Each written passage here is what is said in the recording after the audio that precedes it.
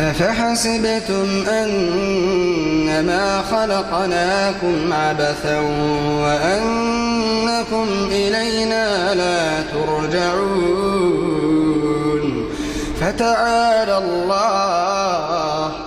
فتعالى الله الملك الحق لا إله إلا هو رب العرش الكريم ومن يدع مع الله إلها آخر لا برهان له به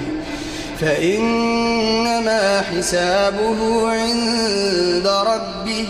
إنه لا يفلح الكافرون وقل رب اغفر وارحم وأنت خير الراحمين